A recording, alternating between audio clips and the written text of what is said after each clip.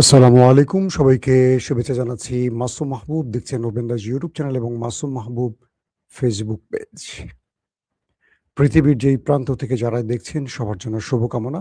দর্শক বেশ কিছু গুরুত্বপূর্ণ খবর আছে। আ ১ম কোনটা দিয়ে শুরু করব? মার্কিন প্রেসিডেন্ট ডোনাল্ড ট্রাম্প আবারও আলোচনায়। তিনি সবসময় আলোচনায় থাকতে পছন্দ করেন। তার শখ হলো আলোচনায় থাকা।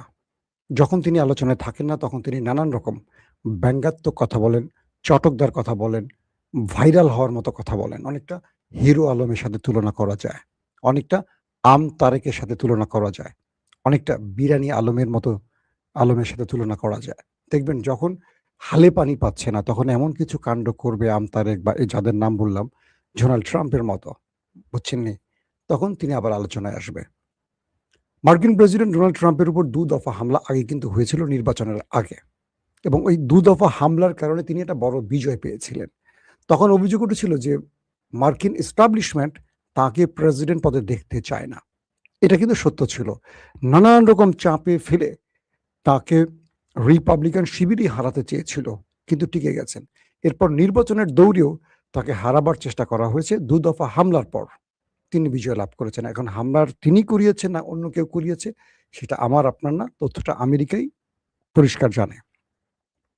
যখন ইরান যুদ্ধে কোণঠাসা, তরতর করে তার জনপ্রিয়তা নিচের দিকে নামছে, ডাউন হচ্ছে, তখন হঠাৎ করে ট্রাম্প, যেখানে হাজার, হাজার হোয়াইট হাউজের লিস্টেড বিশাল মাপের সাংবাদিকরা, বড় মাপের সাংবাদিকরা, ডক্টর জাহিদের মতো উপদেষ্টারা এসে বসে আছেন, তখন সেখানে একজন অস্ত্র হাতে নিয়ে এসে গুলি করল।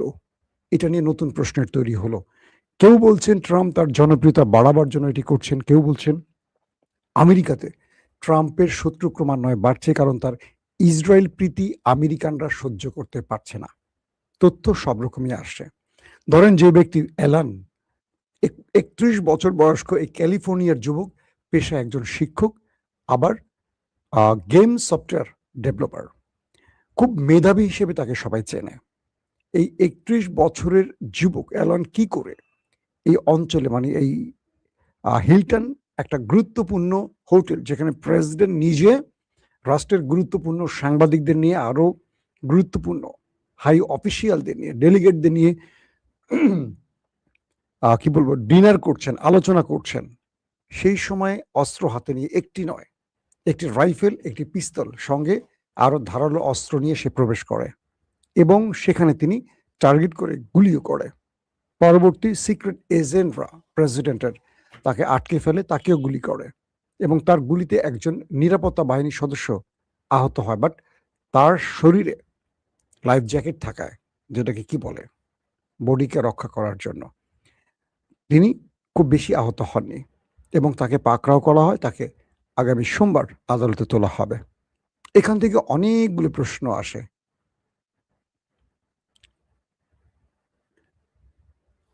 একজন লিখছেন, তার কমেন্ট আমার ভাল লাগছে। এই বেটা ডাক্তার জাহিদ নাকি তার বাবা হয়? ও আচ্ছা ভাই, সরি, মহসিন চৌধুরী আপনার বাবা হয় আমি তো জানতাম না। তো আমাকে বলবেন আগে, ডক্টর জাহিদকে বললে আপনার কষ্ট লাগে। আপনার বাবাকে আমি অসম্মান করলাম, এজন্য সরি। তো বাবা না দুলাভাই ঠিক বুঝলাম না। যাক, একটা হলেই হয়। মা বা বোনের স্বামী কাছাকাছি তো নাকি? মহসিন চৌধুরী, আপনার শুভকামনা। ভালো লোককে পাইছেন। তো এখন যেটা হইছে, ট্রাম্প তার যে জনপ্রিয়তা কমছে, মধ্যবর্তী নির্বাচনে তিনি হেরে যেতে পারেন, সকল জরিপ সেই বিষয়টিকে ইঙ্গিত করছে। এতে করে এই গুলির ঘটনা তার জনপ্রিয়তাকে আবার বৃদ্ধি করতে পারে। এখন প্রশ্ন আসতে পারে, এটার সাথে জড়িত কারা? কিছু, কিছু মাধ্যম বলছে তার উপরে চাপ সৃষ্টির জন্য যে দেশটি বারবার তাকে যুদ্ধে জড়াবার চেষ্টা করছে, সেই দেশটির টার্গেট হতে পারে তাকে শুধু ভয় দেখানোর জন্য। হত্যা করার উদ্দেশ্যে এই গুলি হয়নি। কারণ ট্রাম্পের কাছ থেকে অনেক দূর থেকে গুলিগুলো করা হয়েছে। এত দূর থেকে গুলি করে সিক্রেট এজেন্সি, নিরাপত্তা বাহিনী, এত, এত গোয়েন্দার ভেদ করে এসে আক্রমণ করার কথা না। বা তিনি ঢুকছেন কিভাবে? ওই অঞ্চলে একটা ছোট ছুরি নিয়েও ঢোকার কথা না। সেখানে ঢুকলেন কি করে? অনেক প্রশ্ন আসছে। তো এখন যে বিষয়টি তৈরি হয়েছে, ধারণা করা হচ্ছে ওই দেশটি, যে দেশটির নাম নিলে চাকরি থাকে না, সেই দেশটির কোনো এজেন্ট হতে পারে, যেভাবে কেনেডিকে হত্যা করা হয়েছে। নাম্বার 2, কেউ বলছেন আমেরিকার মধ্যেই রাষ্ট্র কয়েকটা ভাগে বিভক্ত হয়ে গেছে। আমেরিকার মধ্যে আমেরিকার টপ জেনারেলরা ট্রাম্পের উপর ব্যাপক ক্ষিপ্ত, কারণ তিনি তার এই যুদ্ধটাকে এমনভাবে ছড়িয়ে দিতে গিয়ে পুরো আমেরিকানদের বিরুদ্ধে দাঁড়িয়েছেন, মার্কিন সেনাদের বিরুদ্ধে দাঁড়িয়েছেন, অনেক জেনারেলকে সরিয়ে দিয়েছেন পদ থেকে, অনেক কি বলবো, তাদের নেভি প্রধানকে সরিয়েছেন, সেনা প্রধানকে সরিয়েছেন, একের পর এক অকাণ্ড করে যাচ্ছেন এই টেম্পু সাহেব। আবার বলা হচ্ছে যে তিনি নিজেই আক্রমণের পর বক্তব্যে বলেছেন এই ঘটনার সাথে ইরানের সম্পৃক্ততা আছে কিনা তিনি খতিয়ে দেখবেন। আপাতত ইরানের সম্পৃক্ততা দেখছেন না। তবে আমার একটা কথা খুব ভালো করে মনে পড়ছে। ডক্টর আলী লারিজানি শাহাদত বরণের 2 দিন আগে আমি আপনাদের খবর দিয়েছিলাম, মনে আছে কিনা দেখেন। তিনি বলেছিলেন যে ওই দেশ দুটো, আমেরিকা ইসরায়েল, তারা একটা কৌশল নিচ্ছে। তারা এমন কোনো ফলস ফ্ল্যাগ অপারেশন করতে পারে যার মাধ্যমে ইরানকে দায়ী করে 9/11-এর মতো বড় কোনো ঘটনা ঘটাতে পারে। অর্থাৎ তিনি তার বক্তব্যে স্পষ্ট করেছেন এটা আরবের কোনো দেশে বড় কোনো অ্যাটাক হবে। করবে কারা? সিআইএ বা মোসাদের অনুসারীরা। নাম পড়বে কার? ইরানের। অথবা আমেরিকার ভেতরে টুইন টাওয়ারের মতো কোনো একটি ঘটনা ঘটানো হবে, নাম দেয়া হবে ইরানের। অথবা এমন কোনো মিত্র দেশ, আমেরিকা ইসরায়েলের মিত্র দেশ, যেখানে এই হামলার ঘটনাটি ঘটবে এবং ইরানের নাম দেয়া হবে। এর মাধ্যমে ন্যাটো, ইউরোপ সবাইকে নিয়ে ঝাঁপিয়ে পড়বে ইরানের বিরুদ্ধে আমেরিকা। এটিকে বলছেন ডক্টর আলী লারিজানি শহীদ হওয়ার 2 দিন আগে। তিনি বলছেন সবাইকে সতর্ক থাকতে হবে এবং আমি বিশ্ববাসীকে বলবো ইরান এমন কোনো পরিকল্পনা করে না যেটা পর্দার অন্তরালে চুরি করে করতে হয়। ইরান যেটা করবে সেটা জানিয়ে করবে, শত্রুর আঘাতের পাল্টা জবাব দেবে, কিন্তু কখনো এই কাজগুলো ইরান করে না। ঠিক তার 2 দিন পরেই ওই দেশটি, নেতানিয়াহুর দেশটি, আলী লারিজানিকে স্ট্রাইক চালিয়ে মেরে দেয়। কারণ তিনি এই তথ্যটি ফাঁস করায় ওরা বিপদে পড়ে যায়। কারণ এই গুপ্ত হত্যা বা এই ফলস ফ্ল্যাগ অপারেশনগুলোর করার ওস্তাদ কিন্তু ওই দেশটি। টুইন টাওয়ারে কারা হামলা করেছে এটা নিয়ে কিন্তু ওই দেশটিকে ইঙ্গিত করা হচ্ছে। এরকম বড় বড় গুপ্ত হত্যা, গুপ্ত, খেয়াল করবেন শব্দটা হচ্ছে গুপ্ত। বাংলাদেশ এখন গুপ্ত খুব মার্কেট পাইছে। আমার নিজেকে গুপ্ত বলতে ভাল লাগে, আমি নিজেকে গুপ্ত বলি। কারণ কেন জানেন? গুপ্ত হলো বিজেতাদের গোষ্ঠী। যারা বিজেতা বিজয় লাভ করে তারা হলো গুপ্ত। কারণ গুপ্ত সবাই হতে পারে না, এবং বাংলাদেশ গুপ্তদের মাধ্যমে স্বাধীন হয়েছে দ্বিতীয়বার। অনেকে এটা স্বীকার করতে রাজি না, আমি স্বীকার করি, ভালো লাগে। কেউ বলছে সাউন্ড নাই, একজন ব্যক্তি বলছেন সাউন্ড নাই, নাকি সবাই বলছেন সাউন্ড নাই? আপনাকে শুনতে পাচ্ছেন? আমার এখানে সাউন্ড শো করছে। যারা লিখছেন সাউন্ড নাই তারা বিরক্ত করতে আসছেন, মোটামুটি বুঝতে পারছি। আপনারা কি শুনতে পাচ্ছেন? ক্লিয়ার করে বলবেন। হালিশহর, চট্টগ্রাম, মাঝপাড়া থেকে বেলায়েত ভাই শুনতে পাচ্ছেন? ওকে, সাউন্ড ওকে। এই যে কিছু সুপ্ত এসছিল আমাকে বিরক্ত করতে, বুঝছেন? এরা হলো সুপ্ত, গুপ্তকে বিরক্ত করতে আসছে, বুঝছেন নি? এখন যে বিষয়টা তৈরি হয়েছে যে আমেরিকা এই খেলায় মোটামুটি হেরে গেছে। তো আলী লারিজানি যে বক্তব্যটি দিয়েছেন সেই বক্তব্যের কোনো সিমটম কিনা ট্রাম্পের উপর যে হামলাটি হলো, এবং এটা ট্রাম্প বিশ্বকে বোঝাতে চাইবে যে আমার উপরে ইরান হামলা করেছে, এই ব্লাব ব্লাব ব্লাব। তবে তার যে ডাটা পাওয়া গেছে, অ্যালান তিনি মুসলিমও নন, ইরানেরও নন। তিনি আমেরিকার একজন শিক্ষক, আবার খণ্ডকালীন শিক্ষক, খুব মেধাবী যুবক এবং গেমস ডেভেলপ করা একজন ব্যক্তি। তার সাথে ইরানের কোনো সম্পৃক্ততা নাই। এখন যদি হাসিনার মতো হয়, কোনো মানুষকে ধরে মেরে বলবে আমার সাথে বিএনপির সম্পর্ক আছে, জামাত বিএনপির সম্পর্ক আছে, তারপর জামাত বিএনপিকে দৌড়ে হাসিনা, মনে আছে গত 15.5 বছর। আমার মনে হয় না আমেরিকা এত জঘন্য কাজ করবে, কারণ পৃথিবীর বড় বড় গণমাধ্যম বসে আছে সেখানে, উল্টাপাল্টা করলে তো ধরা খেয়ে যাবে। দর্শক, তো এই পরিস্থিতির মধ্যে আলী লারিজানির এই কথাটি আবারও আমরা সচক্ষে দেখলাম যে ইরানের ইতিমধ্যে ইরানকে দায়ী না করলেও সিমটম সেদিকে কিছুটা আভাস পাওয়া যাচ্ছে। আসেন 2 নম্বর খবরটি দিচ্ছি এবার। মার্কিন যুক্তরাষ্ট্র ইরানের একটি জাহাজ আটকালো।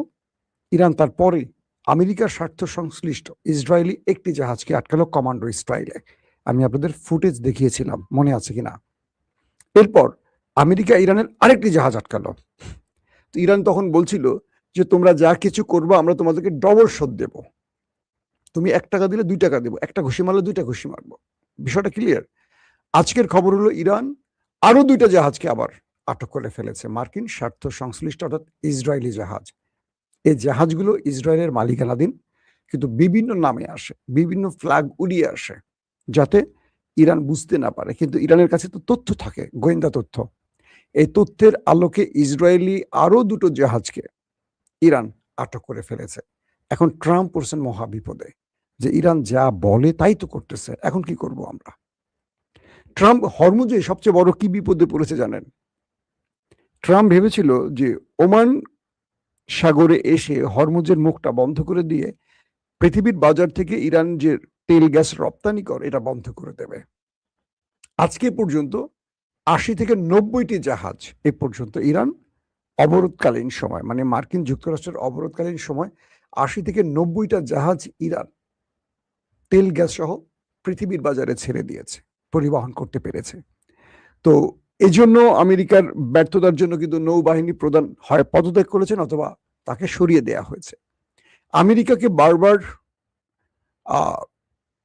যে অভিযোগ দেয়া, মানে আমেরিকার উপর যে আমেরিকা ট্রাম্প যে তার নেভিকে অভিযোগ দিচ্ছে যে তোমরা ইরানকে থামাতে পারছো না কেন? তো ওরা বলছে যে আমরা ওই অঞ্চলে মুভ করতে পারছি না। কোন কোন অঞ্চলে যে ইরান মাইন পুঁতে রাখছে আমরা জানি না। আবার যখন আমরা মুভ করি ইরানের ড্রোন ছুটে আসে। ইরান তো পরিকল্পিত, ধরেন 2টা জাহাজ ছাড়ছে, তাদের ড্রোন উপরে আছে, যদি শত্রু টার্গেট করতে আসে হিট করবে এইভাবে। তো হরমুজ প্রণালী দিয়ে এক হিসেবে আমেরিকা ইরানের লাভ করছে। কেন? হরমুজ প্রণালী বন্ধের জন্য গালফ কান্ট্রির তেল মোটামুটি আটকে গেছে। তো তেল আটকে যাওয়ার কারণে এখন পৃথিবীর বহু দেশ ইরান থেকে তেল কিনছে। আবার তাদের উপর আমেরিকা নিষেধাজ্ঞা দিতে পারছে না, কারণ তারা আমেরিকার মিত্র। শুধু চীনের উপর নিষেধাজ্ঞা দিয়েছে। চীন তো এগুলোকে থোড়াই কেয়ার, কিচ্ছু মনে করে না, পাত্তাই দেয় না। তো একদিকে ধরেন আগে ইরান যদি $10 তেল বেচতো, এখন ইরান $100 তেল বেচতে পারছে। এই যুদ্ধের যে ক্ষতি ইরান পুষিয়ে নিচ্ছে। তারপর হরমুজ প্রণালী থেকে ইরান টোল আদায় করেছে অনেক। এই টোলগুলো তাদের রাষ্ট্রীয় ব্যাংকে জমা হয়ে গেছে। এটা ইরানের জন্য একটা বিশাল সুখবর। তো এই মুহূর্তে হরমুজ প্রণালীর সামনে গালফে বসে, কি বলে, ওমান সাগরে বসে আমেরিকা তারা 2টা ভয় করছে। এক, তারা ইরানকে ঠেকাতে পারছে না। 2, যে কোনো সময় ইরান তাদের উপর অ্যাটাক করে বসতে পারে। পাশাপাশি যখন আলোচনা ব্যর্থ হয়েছে পাকিস্তানে, তখন ট্রাম্প মধ্যপ্রাচ্যের যুদ্ধের প্রস্তুতি নিচ্ছে এবং এই খবরটি ইরান জানছে এবং ইরানও তার প্রতি উত্তরে সব আলু পটল রেডি করে ফেলছে। ট্রাম্প অ্যাটাক করলে সঙ্গে সঙ্গে তারা অ্যাটাক করবে। তো এখন যে অবস্থাটা তৈরি হয়েছে, মিস্টার ট্রাম্প তিনি যে কোনো উপায় একটা ফেস সেভিং এর জন্য নেপথ্যে মিশর, তুরস্ক এবং পাকিস্তানকে ব্যবহার করছে। তবে এই মুহূর্তে ফরম্যাটে বা লাইমলাইনে আছে পাকিস্তানের ফিল্ড মার্শাল আসিফ মনির। যা কিছু হচ্ছে আসিফ মনিরকে বলছেন, আসিফ মনির ইরানকে বলছে, ইরান আসিফ মনিরকে বলছে, যে কারণে ইরানের পররাষ্ট্রমন্ত্রী আব্বাস আরাগচি পাকিস্তান সফরটি শুরু করেছেন প্রথমে। পরবর্তী পাকিস্তানের একটি বিমান নিয়ে তিনি ওমানে চলে গেছেন। ওমান থেকে তিনি আবারও পাকিস্তানে আসবেন। পাকিস্তান থেকে তিনি আবার রাশিয়াতে যাবেন, তারপর ইরানে ব্যাক করবেন। এবং সবকিছু মিলে এই মুহূর্তে যে বিষয়টি মনে হচ্ছে যে ইরান আমেরিকাকে আর কোনো প্রকার ছাড় দিতে চাচ্ছে না। আমেরিকা যতটুকু চাচ্ছে যুদ্ধ এড়িয়ে চলতে, কিন্তু ইরান যে সুবিধাগুলো পাচ্ছে এই সুবিধাগুলো বন্ধ করতে চাইছে, হরমুজ প্রণালী, টোল আদায়, বিভিন্ন। কিন্তু ইসরায়েল আমেরিকাকে যুদ্ধ থেকে বাড়ি ফিরতে দিচ্ছে না। আর ইরানও কেন যেন মনে হচ্ছে এটা যুদ্ধ হোক চায়, কারণ ইরান এমনভাবে গুছিয়ে নিয়েছে। ইরানের অপশন 2টো, এক, তুমি যুদ্ধ চাইলে আসো, আর দ্বিতীয় হলো যদি যুদ্ধ না চাও তাহলে আমার শর্ত মানো। ইরানের শর্ত যদি মানে আমেরিকা বা ট্রাম্প, তাহলে আমেরিকার পরাশক্তি থাকে না, কোনোভাবেই থাকে না। তাই আমেরিকা একটা যুদ্ধের দিকে যাচ্ছে এখন। সেই জন্য তারা পুরো প্রস্তুতি নিয়েছে, পুরো মধ্যপ্রাচ্যে আবার অস্ত্র, মানে ক্যান্টনমেন্ট বানিয়ে ফেলেছে। যত রকম অস্ত্র, ড্রোন, মিসাইল, রিফুয়েলিং ট্যাঙ্কার, আকাশ প্রতিরক্ষা সিস্টেম, রাডার সিস্টেম সব হাজির করছে, যেগুলো ধ্বংস হয়েছে। আজকেও মার্কিন কয়েকটা গণমাধ্যমের স্পেশাল স্টোরিতে দেখলাম যে ট্রাম্প যে সংখ্যাগুলো বলেছেন তিনি অনেক কমিয়ে বলেছেন। তারা বলছে যে মধ্যপ্রাচ্যে, মানে গালফ কান্ট্রিতে ইরানের হামলায় যে পরিমাণ আমেরিকা ক্ষতিগ্রস্ত হয়েছে গত 50-60 বছরে এত ক্ষতি আমেরিকার হয়নি। পুরো গালফকে নাকি গালফের ভেতরে যতগুলো ঘাঁটি আছে প্রত্যেকটা ঘাঁটিকে লন্ডভন্ড করে ফেলেছে ইরান। তাই নতুন করে আবার তাকে বিভিন্ন জায়গা থেকে দক্ষিণ কোরিয়া থেকে চাওয়া হয়েছে, বিভিন্ন দেশ থেকে সাহায্য চাওয়া হয়েছে, জাপান থেকে সাহায্য চাওয়া হয়েছে। কেউ আমেরিকার ডাকে সাড়া দেয়নি। তাই আমেরিকা হাজার মাইল পাড়ি দিয়ে আবারও সামরিক অস্ত্র তাদের কি বলবো ইকুইপমেন্ট গুলো আবার পাকিস্তান কি বলে মধ্যপ্রাচ্যে এনে জড়ো করছে। তো এখন এই মুহূর্তে ট্রাম্প আসলে বড় বেকায়দায় আছেন একটা কারণই, ইরানকে যতবারই হুমকি দিচ্ছেন ইরান আসলে হুমকিকে তোয়াক্কা করে না। ইরান মরতে রাজি আছে কিন্তু তার পতাকা দিতে রাজি না। ইরান মরতে রাজি আছে কিন্তু হরমুজ দিতে রাজি না। ইরান মরতে রাজি আছে কিন্তু পরাজয় মেনে নিতে রাজি না। এটাই হলো ট্রাম্পের জন্য সবচেয়ে বড় ধাক্কা। দর্শক, আজ রাত 11টা থেকে 12টার মধ্যে ইনশাআল্লাহ আবারও চেষ্টা করব আরো অনেকগুলো ব্রেকিং খবর দেওয়ার জন্য। এখনকার মতো বিদায় নিচ্ছি। প্রত্যেকে ভালো থাকবেন। আল্লাহ হাফেজ।